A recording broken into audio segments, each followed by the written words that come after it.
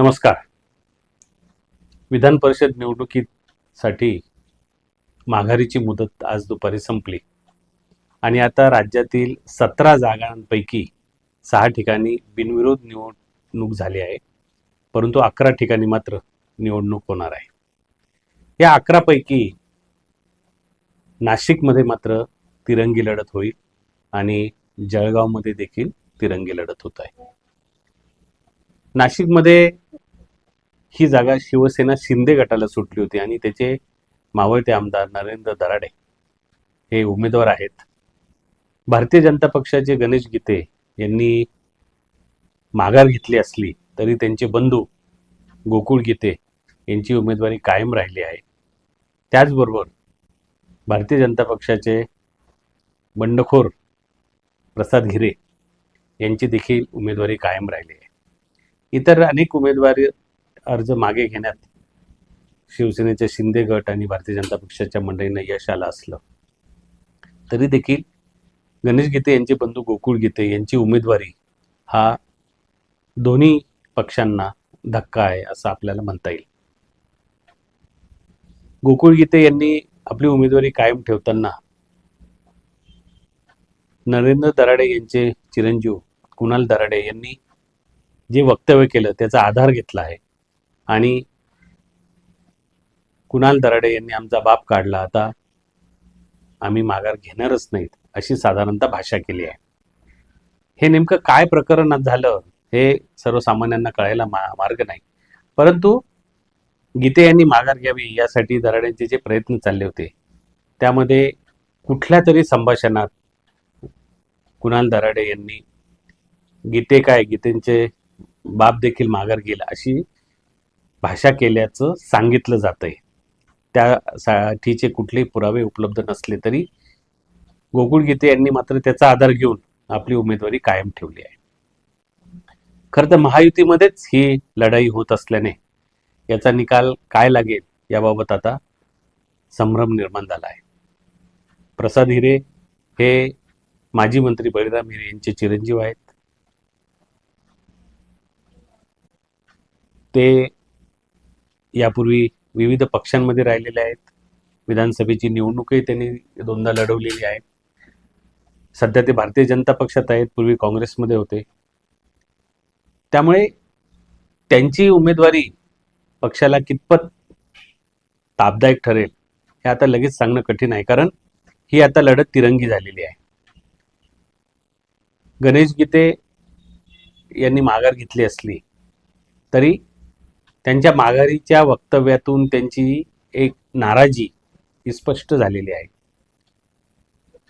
त्यांच्या सौभाग्यवती भारतीय जनता पक्षाच्या नगरसेविका असल्यामुळे आणि ते पक्षाचे थेट सदस्य असल्यामुळे त्यांना माघार घेणं क्रमप्राप्त ठरलं. परंतु गोकुळ गीते हे पिंपळगाव बाजार समितीचे संचालक आहेत आणि भारतीय जनता पक्षाचे क्रियाशील सदस्य नाही. त्यामुळे त्यांच्या माध्यमातून गणेश गीतेंनी ही खेळी खेळली असावी असं बोललं जात आहे. परंतु यामध्ये थोडा ट्विस्ट असा आहे, जळगावमध्ये शिंदे गटाच्या रेश्मा काळे यांची उमेदवारी कायम राहिली आणि नाशिकमध्ये भाजपचे गोकुळ गीते यांची उमेदवारी कायम राहिली. यामध्ये कोण माघार घेतं आधी त्यावर पुढची माघार अवलंबून होती असं आता सांगितलं जात आहे. त्यामुळे जळगावमध्ये गुलाबराव पाटलांनी त्यांच्या स्थानिक नगराध्यक्षा रेश्मा काळे यांची उमेदवारी लावून धरल्यामुळे गोकुळ गीतेंची उमेदवारी सुद्धा राहिली असं आता सांगितलं जात आहे.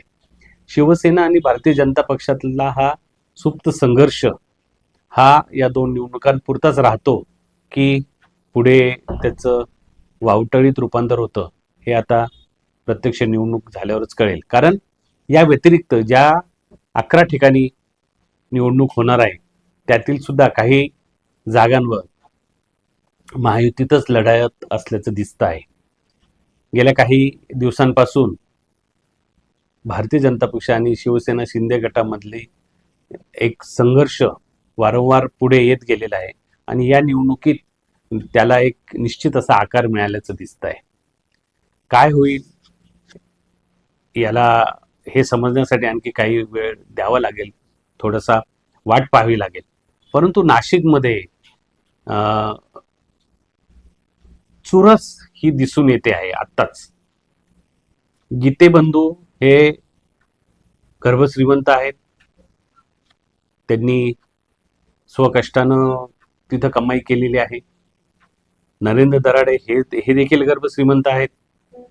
आणि प्रसाद हिरे यांच्याकडे लिगसी आहे, म्हणजे त्यांच्याकडे हिरे घराण्याचा वारसा आहे. तर असा हा तिरंगी सामना येथे पाहावयास मिळत आहे. गीते काय चमत्कार करतील का, किंवा प्रसाद हिरे यांचं असं म्हणणं आहे की मी कुठल्याही परिस्थितीत निवडून येणार. हे सगळे दावे प्रतिदावे आणखी काही दिवस आपल्याला ऐकत राहावे लागणार आहे. परंतु महायुतीकडे 300हून अधिक मतदार आहे हे स्पष्ट आहे. भारतीय जनता पक्षाकडे 190, शिवसेना शिंदेकडे 170 आणि राष्ट्रवादीकडे 100वर मतदार आहेत. त्यामुळे हे सगळे मतदार 350-400च्या आसपास जात आहेत आणि पुढचे 150 महाविकास आघाडीकडे. ही निवडणूक हा पूर्णतः घोडेबाजार असला तरी पक्षाच्या मतदारांना पक्षाचा व्हीप बजावल्यानंतर संबंधित उमेदवाराला मतदान करावं लागेल. परंतु हे छुप मतदान असल्यामुळे तिथं जर काही गडबड झाली आणि पूर्णतः आर्थिक घोडेबाजारावरच ही निवडणूक होणार असल्याने कोण किती पुढे चाल लावतो याच्यावर या सगळ्या निवडणुकीचं भवितव्य अवलंबून आहे. त्यामुळे आर्थिकदृष्ट्या कोण किती जोर लावतो यावर बरंच काही अवलंबून असेल. शिंदे गटानं ही निवडणूक प्रतिष्ठेची केली, कारण कोणत्याही परिस्थितीत त्यांना आपला उमेदवार निवडून आणायचा आहे. त्या दृष्टीनं ते प्रयत्न करतील. याच्यामध्ये नांदगाव मतदारसंघाचे शिवसेनेचे आमदार सुहास कांदे हे नाराज असल्याचं सांगितलं जातं. त्यांनी आपल्या पत्नीची उमेदवारी माघार घेतली असली तरी ते काय करतील, त्यांच्याकडे जवळपास 70-75 मतं आहेत. असे बरेच ट्विस्ट या निवडणुकीत पुढे येणार आहे. गीते आणि दराड हे दोघे वंजारी समाजाचे आहेत, तर प्रसाद हिरे मराठा समाजाचे आहेत. आर्थिकदृष्ट्या ही निवडणूक समजली जात असली तरी जातीय गणित देखील होतील का, आणि ज्या जोरावर प्रसाद हिरे लढतायत त्याला काही अर्थ राहणार आहे का, ह्या सगळ्या चर्चा ज्या आहेत त्याचं निष्कर्ष हे आणखी काही दिवसांनी दिसेलच.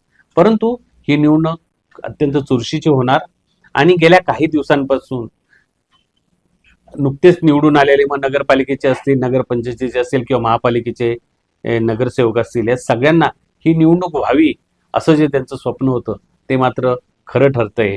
आणि आता ही जी चांदी या सर्वांची होणार आहे, त्यांच्या दृष्टीनं हा एक उत्सवच राहणार आहे. प्रत्यक्षामध्ये महायुती आणि महायुतीतलेच दुसरे घटक म्हणजे अपक्ष उमेदवार राहिलेले गीते आणि प्रसाद हिरे यांची लढत कशी होते आणि कोण बाजी मारतं हे पाहणं गरजेचं महत्वाचं राहील. आणि महाविकास आघाडी यात आता काय भूमिका घेते, त्याचबरोबर इस्लाम पार्टी काय भूमिका घेते आणि कोणाला ते मदत करतात. ते नरेंद्र दराडेला मदत करणार नाहीतच, परंतु गोकुळ गीते की प्रसाद हिरे हा सुद्धा त्यांच्या पुढे प्रश्न राहील. आणि या सगळ्या डावपेचातून चढाओढीतून ही निवडणूक जसजशी पुढे जाईल तसतशी ती अधिक रंगत जाईल. तोपर्यंत आपण वाट पाहूया कोणाची सरशी होते ते. नमस्कार.